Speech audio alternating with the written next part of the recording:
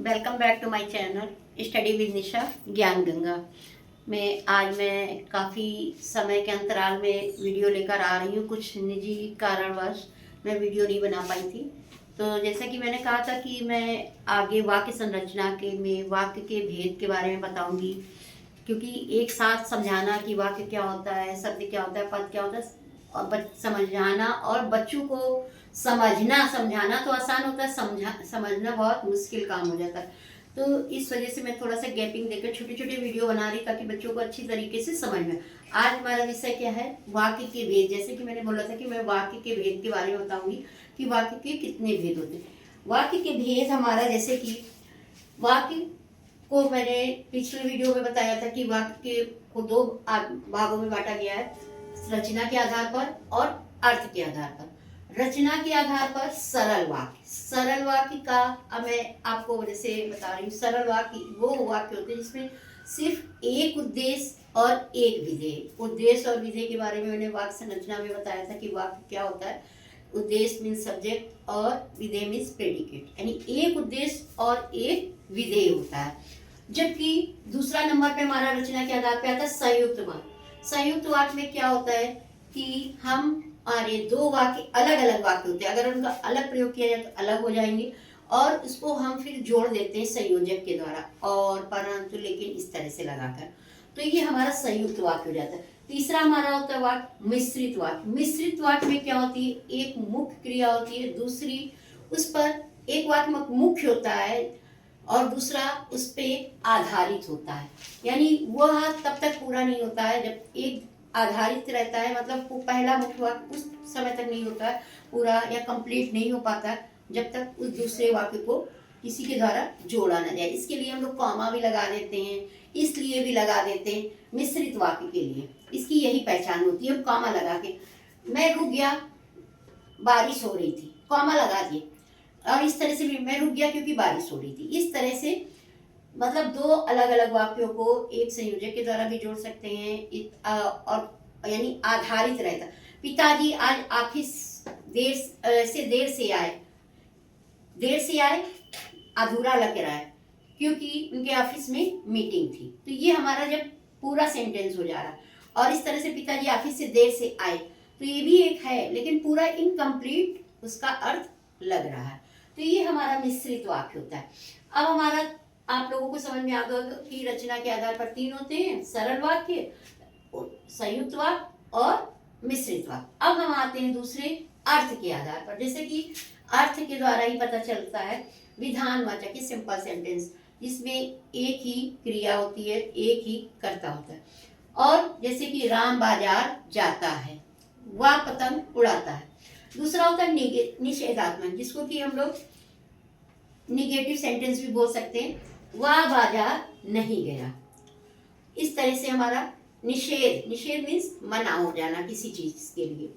तीसरा होता है आज्ञार्थक। आज्ञार्थक क्या होता है? आज्ञा किसी को देना, रुको तुम यहीं पे ठहरो, चलो पढ़ाई करो। इस तरह से किसी को ऑर्डर फॉर्म में जब हम देते हैं, ऑर्डर तक की तरह देते हैं, तब वह हमारा आज्ञार्थक वाक्य होता है। तीसरा हमारा होता है प्रश्नवाचक वाक्य। प्रश्नवाचक वाक्य के बारे में सभी, जब किसी से प्रश्न पूछा जाता है या प्रश्न किया जाता है तो वह हमारा प्रश्नवाचक। तुम आज क्यों नहीं पढ़ रहे हो, तुम आज स्कूल क्यों नहीं गए। इस तरह से जो हमारे होते हैं, इनके एग्जाम्पल होते हैं। संदेह, संदेह जहाँ पर डाउटफुल होता है, शायद ही वह आए, जहाँ पे शायद लगाओ, मतलब नॉट कंफर्म नहीं होता है कि ये हमारा कि ये काम हो ही जाए, शायद आज बारिश हो। इस तरह से जो हमारे ये संदेहवाचक वाक्य होते हैं। और दूसरा होता है संकेत। संकेत मीन्स इंडिकेट करना। यदि धूप निकलती तो कपड़े सूख जाते, यदि या लगा देते हैं तो ये हमारे संकेतवाचक वाक्य हो जाते हैं। इंडिकेट करना, यदि वगैरह लगा देते हैं। और 7 नंबर पे होता है इच्छावाचक वाक्य। इच्छा यानी अपनी, जब हम किसी को विश करते हैं तो वो हमारी अपनी अंतर आत्मा से निकली हुई बातें होती हैं, इच्छा होती, विश होती है। जैसे दीर्घायु हो, चिरंजीव हो, सदा सुखी रहो, इस तरह के जो होते हैं ये इच्छावाचक, ये हम लोग अपनी अंतर से निकालते हैं और ये हमारे पास इच्छावाचक। विस्मयादिबोधक वाक्य, विस्मयादिबोधक वाक्य वो होते हैं जिसमें हम लोग विस्मयसूचक शब्दों का प्रयोग करते हैं। वाह, अरे, छी, इस तरह के जो वाक्य होते हैं, शाबाश, ये हमारे विस्मय, शाबाश बहुत अच्छे नंबर लाए, ये इसका उदाहरण। तो आज हमने अपनी वीडियो में या अपनी कक्षा में ये बताया कि वाक्य संरचना में वाक्य के भेद क्या होते हैं, इसके बताए रचना के आधार पर क्या होता है और अर्थ के आधार पर क्या होता है। इस तरह से आप लोगों का वाक्य संरचना और वाक्य भेद, ये हमारा टॉपिक कवर हो पाया। इसको अब अगर आप थोड़ा सा पहले वाक्य संरचना देखोगे वीडियो, इसके बाद दूसरा देखोगे कि हाँ वाक्य के भेद क्या होते हैं, इनके एग्जाम्पल क्या होते हैं, इसके लिए मैं वर्कशीट भी भेज दूंगी ताकि आप लोगों को क्वेश्चन समझ में आ जाए। और लेकिन मैं ये भी कहती हूँ कि बुक वीडियो को देखने से पहले एक बार बुक को जरूर देखा करो आप लोग, क्योंकि हर पब्लिशर की बुक अलग अलग होती है। किसी में कुछ दे दिया, किसी में जटिल, कहीं कहीं तो ये दे दिया वाक्य के 2 ही भेद दे दिया, जटिल वाक्य सरल वाक्य। तो लेकिन जटिल और सरल वाक्य ये इनकम्प्लीट, हमारे जो रचना के आधार पर होते हैं 3 ही वाक्य होते हैं, जटिल के पार्ट फिर कर देते हैं, तो वो बहुत थोड़ा कंफ्यूजिंग होता है क्योंकि बच्चे शुरू से पढ़ते आ रहे होते हैं, रचना के आधार पर 3 होते हैं और ये जटिल और इसके करके बच्चे जो है बहुत ज़्यादा कंफ्यूज हो जाते हैं।